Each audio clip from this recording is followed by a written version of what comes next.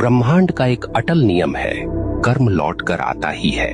आप चाहें तो पर्वतों के पीछे छुप जाइए, आप चाहें तो महासागरों की गहराई में उतर जाइए, परंतु कर्म का चक्र आपको ढूंढ लेगा। क्योंकि यह संसार किसी राजा के कानून से नहीं चलता, यह चलता है ब्रह्मांड के न्याय से। और ब्रह्मांड का न्याय कैसा है? निर्दयी, निष्पक्ष और बिल्कुल सटीक। यह न तो रिश्वत लेता है, न पक्षपात करता है। जिसने जैसा बोया है वैसे ही काटना है। अक्सर लोग पूछते हैं, अगर कर्म इतना ही शक्तिशाली है तो क्या प्रार्थना, तपस्या या दान इसे बदल सकते हैं? सुनिए, प्रार्थना से आपका हृदय शुद्ध हो सकता है, तपस्या से आपका मन स्थिर हो सकता है, दान से आपके कर्मों में प्रकाश जुड़ सकता है, परंतु जो किया है उसका फल भुगते बिना कोई विकल्प नहीं। हाँ, आप उस फल को हल्का कर सकते हैं, उसके वार को धीमा कर सकते हैं, परंतु उससे भाग नहीं सकते। ब्रह्मांड की अदालत में तारीख टल सकती है, पर फैसला कभी रद्द नहीं होता।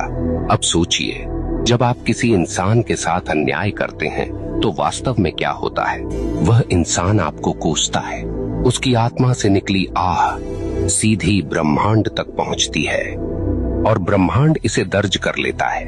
अब वह आह आपके जीवन की राहों पर कांटे बनकर बिछती है। कभी वह आपके काम बिगाड़ देती है, कभी वह आपके घर में कलह भर देती है, कभी वह आपके मन को बेचैन कर देती है। और आप सोचते हैं ये सब क्यों हो रहा है, पर आपको याद नहीं रहता कि आपने किसी और की राह काटी थी। आप भूल गए, पर ब्रह्मांड ने नहीं भुलाया। यहाँ एक बात और समझ लीजिए, कर्म केवल नकारात्मक नहीं होता। जैसे बुरा कर्म लौटता है, वैसे ही अच्छा कर्म भी लौटता है। कभी किसी को सच्चे दिल से सहारा दिया तो वह सहारा एक दिन आपके लिए दीवार बनकर खड़ा हो जाएगा। कभी किसी का दिल सच्चे भाव से खुश किया तो वह खुशी आपके जीवन में रोशनी बनकर लौटेगी। ब्रह्मांड का यह न्याय इतना गहन है कि वह एक छोटी सी मुस्कान को भी व्यर्थ नहीं जाने देता, और न ही एक छोटे से अपमान को।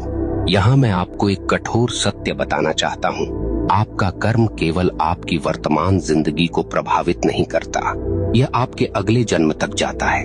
हाँ, जो कर्म आपने अधूरे छोड़े हैं, जो गलतियां आपने स्वीकार नहीं की, जो दोष आपने ढोए पर सुधारे नहीं, वे सब अगले जीवन में भी साथ चलते हैं। इसलिए कहा गया है, मनुष्य अपने कर्मों का वारिस है।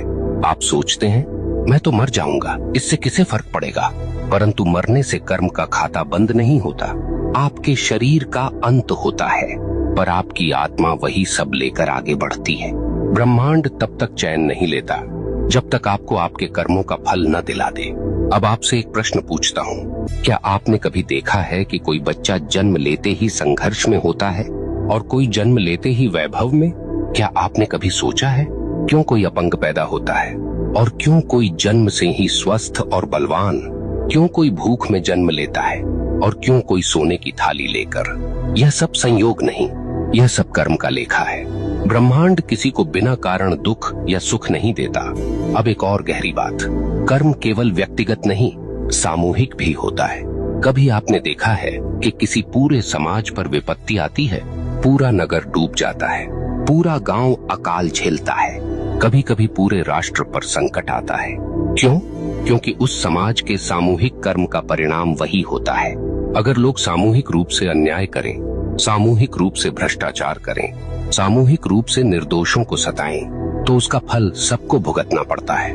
यही कारण है कि इतिहास गवाह है, सभ्यताएं उठीं और सभ्यताएं मिट गईं,